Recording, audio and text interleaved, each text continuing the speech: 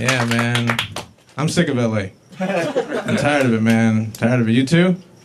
Yeah, I've had enough, man. I'm thinking about packing it all up and moving back to East LA. That's what I'm gonna do. Cholos I can deal with. You know, actors and influencers, no thanks. It's too much. I ain't got time for that. But yeah, man. I'm actually from Boyle Heights. Is anyone familiar with Boyle Heights? Yeah? All right, cool, man. If you're not familiar with Boyle Heights, it's a lot like Tijuana, but somehow with more Mexican people. I don't know how that happened. I still work in Boyle Heights, you know, and things are just a little bit different places like that. Like, hoods are just like, I was on my lunch break and I went to a park, right? I just went to take a walk at a park, and like, hood parks are not like regular parks, you know what I mean? You just see stuff there that you won't see anywhere else, you know what I'm talking about? Like, I was at the park, and I saw this dude, like, training, you know, like, seriously, with his shirt off and a towel and the whole thing, but he was playing handball, you know what I mean? He was playing handball, and I got in a conversation with him. I was just like, hey, bro, what are you doing, man? Like, that's a prison sport. Nobody plays handball. And he was like, that's right. I said, when I go back, I'm going to be the best, homie. I'll be the best. So, you know, get out of my backswing in front of those gloves and shit. That's what I'm talking about. It's an interesting place. Yeah, man. But I don't know. It's like, damn, I just fucking blanked completely. Yeah, this was the moment.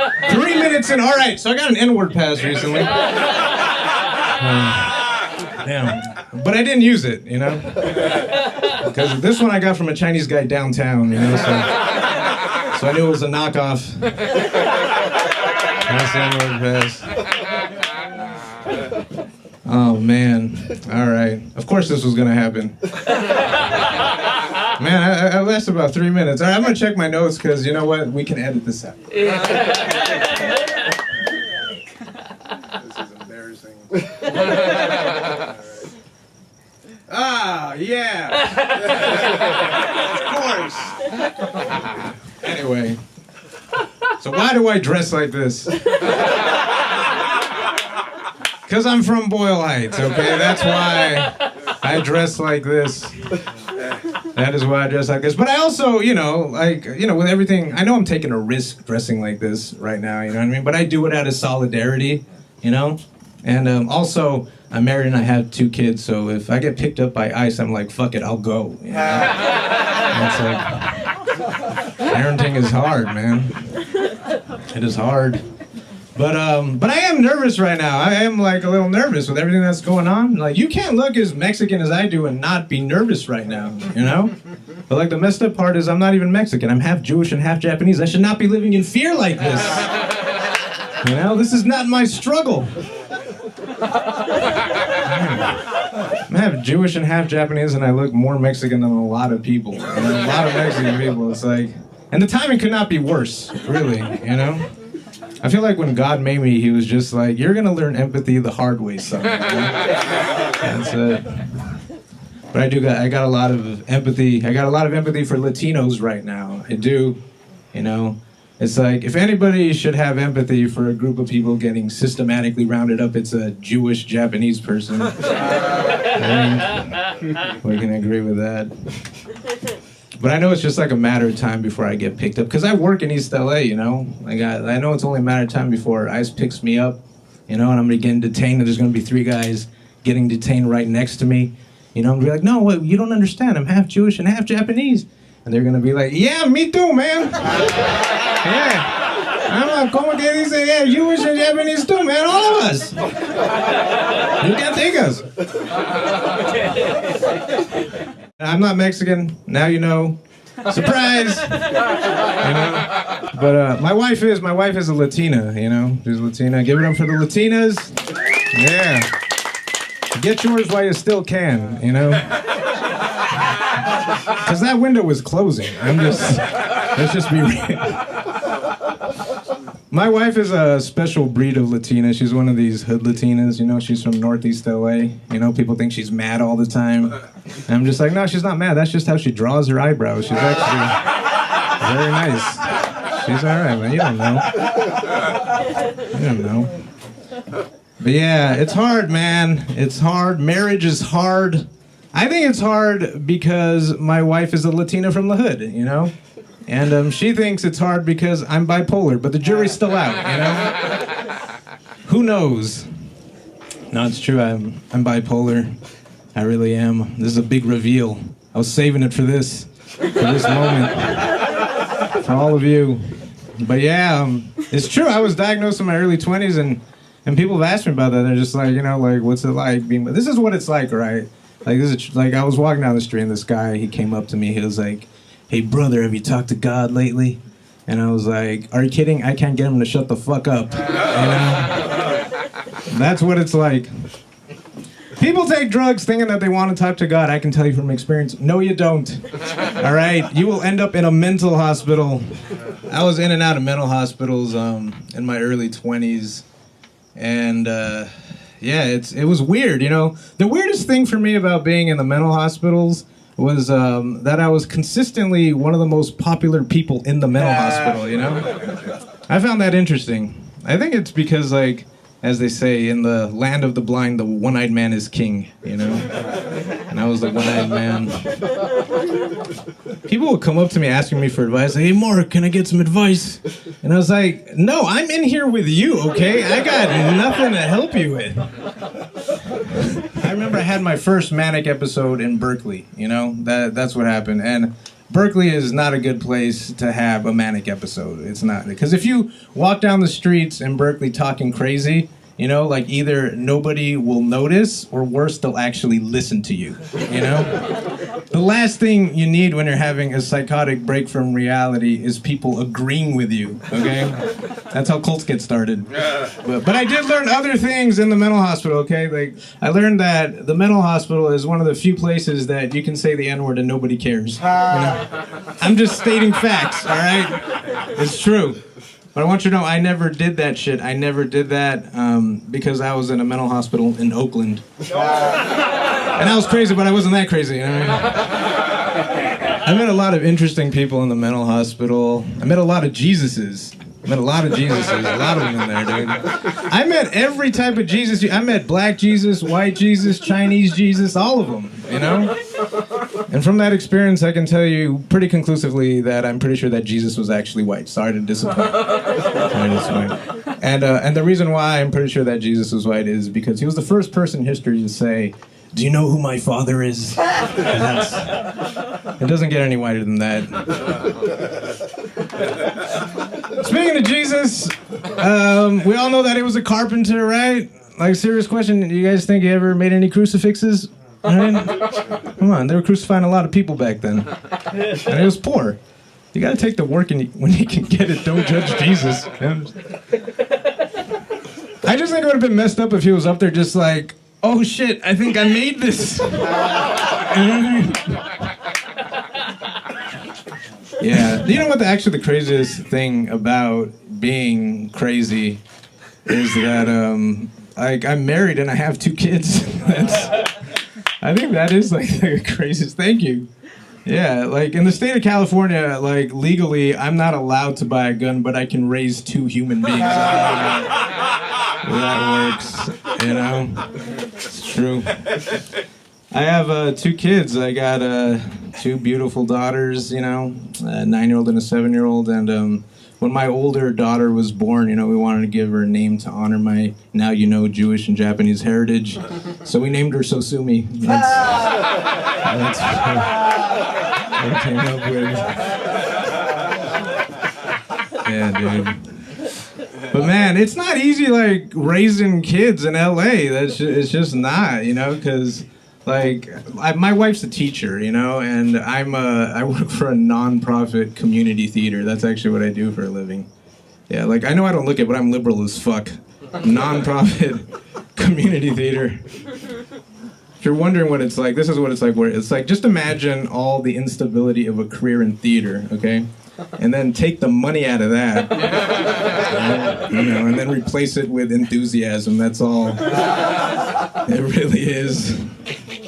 One of my best friends, he works at the theater with me, and he's a great person. One of the best people I know, you know, in life. But he's a theater person, you know. That's like his only flaw. No, it's true. Like, I'm not making this up. He, for years, worked on Skid Row bringing theater to the homeless. Which, yeah, sounds noble, right? But only a theater person would think that would actually help. You know?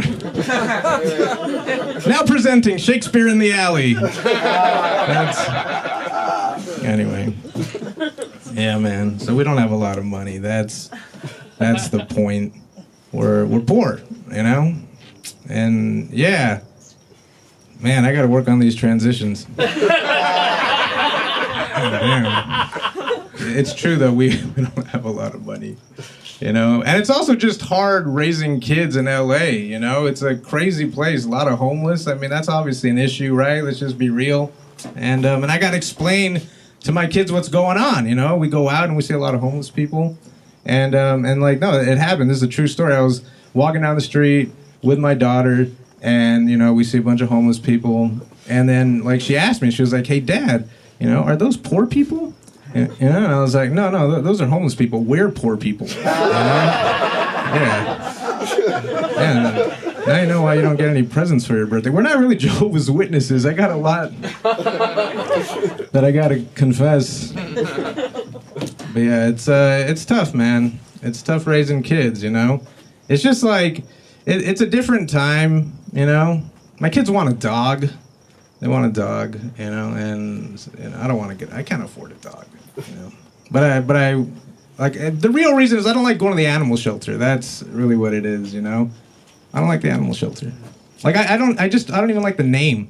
Animal shelter, right? Humane society. I feel like these are all just euphemisms for doggy death row. We know what it is, you know?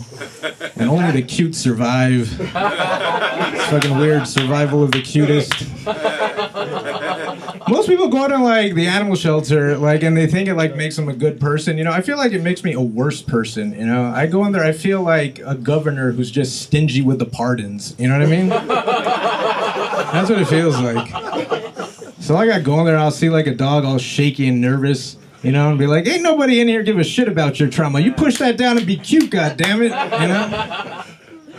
I'll say the opposite too, you know? Like I'll see like dogs like trying to get my attention doing tricks and stuff, and I'll just be like, well, you tone it down. Ain't nobody recruiting for the circus, okay? You push that desperation down and be cute, goddammit. Your life depends on it. That's it. I know. That's what I'm saying. It makes me feel like a bad person. Yeah. But anyway, it's like I was saying, it's a weird time to raise kids, you know? It really is, like, this generation, like, we got problems that we've never had before, you know? And, like, my kids, it's, like, my daughter, my 9-year-old, she wants to be a YouTuber. That's, like, a real thing, you know? Yeah, this generation, when they grow up, they all want to be YouTubers. It's today's astronaut. That's basically what it is. So she wants to be a YouTuber, and she asked me, she's like, can I start a YouTube channel? I'm like, no, obviously not. Of course not, you know? But then I took her and her friend out, who's also 9, and it turns out that she has her own YouTube channel, you know? She has her own YouTube channel. And then I found out, we're talking, she has 5,000 subscribers. She's 9 years old, and she has 5,000 subscribers on YouTube. And then she asked me, she's like, hey, well, I know you do comedy, right? How many subscribers do you have? Right? And I was like, 200, but at least they're not pedophiles. You know what I mean? Yeah. So I got her. All right, I'm going to end on a story. You ready for this? Yeah. All right, it's not even really a story so much as it is a PSA, you know? Yeah, like I was saying, it's a different time now, and raising kids, it's not easy. And basically what happened was my daughter ate a weed gummy. Yeah, it happened, man. And I'm a liberal. I'm quick to like point out to conservatives they need to put away their guns, you know, lock up them guns. But I'll say us liberals need to lock up our drugs. You know, this could happen to you. My 9-year-old, she ate a weed gummy. That's really what happened. And yeah. That was it. Now this is what happened. Look, I picked her up from school, right? And she pulled a gummy out of her backpack, and she was like, hey, Dad, can I eat this? You know? And I was like, wait, hold on a second. You know, where'd you get that? You know? And she was like, well, it was in my backpack. I was like, well, is it yours? And she was like, I don't know, but it was in my backpack. Can I eat it? And I'm going to stop the story right there, because that was the moment where I could prevented this whole thing from happening, you know? But I didn't recognize that it was a weed gummy because I was high, baby. No, the real reason I didn't recognize it is because they all look like regular gummies. You know, it's like they want this to happen. But anyway, I take full responsibility. So anyway, I was like, yeah, you did. I just figured it was like her gummy that fell into her backpack and she found it. I didn't think it was a big deal. And I had no idea, like, that it was a weed gummy. But, like, there was, like, a series of little things that started happening that started making me suspicious, obviously, right? So I took her to music class, right? It was, like, an hour later. And I should have suspected something was up because she was in there doing some, like, Jimi Hendrix shit, you know what I mean? I was like, that is unbelievable, baby, that is. And I had no idea. She was innovative. And then, like, she came up to me, and this is what she said. She was like, hey, Dad, I'm hungry, you know? And I was like, yeah, you're going to work up an appetite when you're killing it on the guitar like that. High five. You know? But she was like, yeah, like, do we have any snacks? You know? And I was like, yeah, I brought some snacks. They're in the bag over there. Go ahead. And she was like, oh, I already ate them all. Do we have any more snacks? So that was like the first big sign, you know, but it still wasn't clicking with me, you know. I just thought, you know, she was tired and hungry with bloodshot eyes and suddenly a guitar virtuoso, all by coincidence, you know. That's what I thought. So it didn't even occur to me, and I was like, well, no, we don't, but you've been good this week, so I'll take you to McDonald's, you know. So we went to McDonald's. And then there was just like more little signs when it just started like dawn on me, right? We're at McDonald's and she's just like eating like, these fries are really good, you know? And I was like, yeah, baby, I know, you know? But then what finally hit me was this. This is what she said. She was like, hey, Dad, am I in a dream right now? That's, you know?